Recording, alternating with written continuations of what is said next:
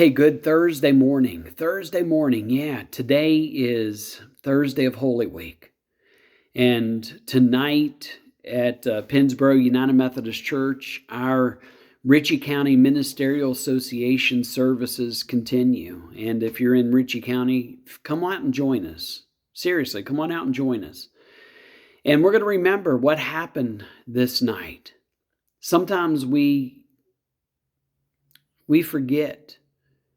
And we put these disciples on pedestals. We look at them as being holy and righteous and perfect. We look at them as these caricatures with wings and halos. We forget that they were just like us. Around that table, you had arguments about who would be the greatest. You had disciples argue about where they would sit in heaven. You had disciples throughout the 3 years that they followed Jesus, denying, questioning, guessing.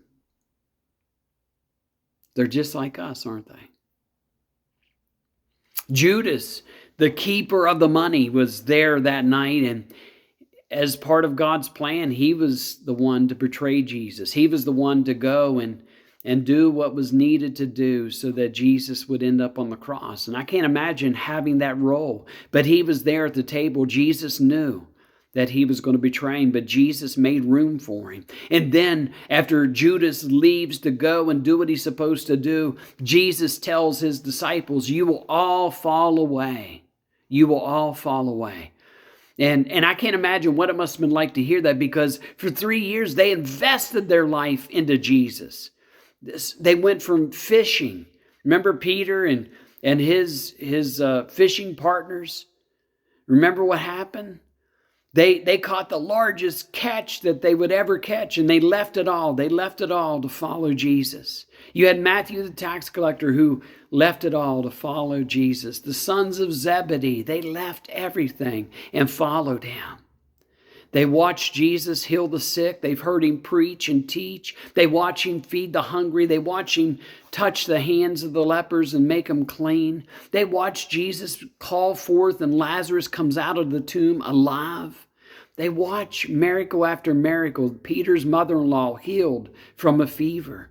They watched a little girl brought to life. They watched a woman who had been hemorrhaging for all these years and been to all the doctors, but when she touched the hem of the garment of Jesus, she was healed. And they were with Jesus, investing their lives into him. And on this night, when they gather around that table, Jesus said, "You will all fall away." Could you imagine hearing that? And Jesus even quotes Old Testament scripture. He says, "I will strike the shepherd and the sheep will be scattered." How do you think the disciples responded to that? Well, Peter is one of them. He says, "Even if everybody else falls away, I will not. Even if everybody else falls away, I will not." I mean, this is where Peter is. This is how he feels. And I've heard people over the years of my life say the same thing. If I'd have been there, I would have stood with Jesus. I would have went with him. I would have went to that. But listen, folks, it's easy to talk the talk. It's more difficult to walk the walk. Peter teaches us that. And Jesus says, "Truly, I'll tell you, today, yes, tonight, before the rooster crows twice, you yourself will disown me 3 times." He calls Peter out. He tells Peter what is going to happen, because Peter says, "Even if everybody else falls away, I will not." But Jesus said, "Listen, Peter, it's not just once, not twice, but 3 times. You're going to deny me." And Peter insisted. He was emphatic. He says, "Even if I have to die with you, I'll never disown you." And every disciple around that table said the same thing. Now, why am I sharing that with you? I want you to see that they are just like us. Yeah. They can speak the word. They can be bold when it comes to their faith. But when it comes to putting rubber to the road, as the saying goes, Peter failed. In Mark 14:66-72, we read where he denied knowing Jesus 3 times. And how do you think Peter felt? In Mark 14, verse 72, it says, he remembered the words of Jesus, before the rooster crows twice, you'll disown me 3 times. And it says that he broke down and he wept.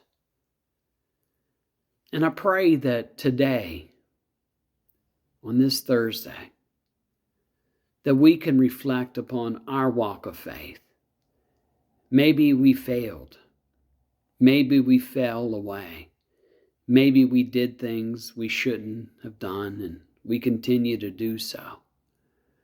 Sunday is Resurrection Sunday, Easter Sunday. And I invite you for a new start. Yeah, if you live in Ritchie County, West Virginia, or wherever you are, attend a church of your choice. But if you're looking for a church that's going to accept you and welcome you, I invite you to St. Luke's United Methodist Church. We're going to have our sunrise service at 7 a.m. outside at the amphitheater. And then Sunday morning Easter service is going to be outside at the amphitheater. Why are we having it outside on Easter Sunday? Because there's room for everyone.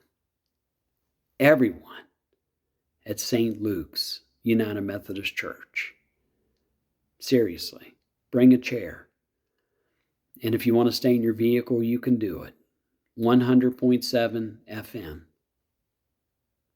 Facebook Live, wherever you are, join us for the message on Sunday morning. Have a great day, everyone. Wherever you are, I hope you're happy, I hope you're healthy, and I hope you're safe. God bless.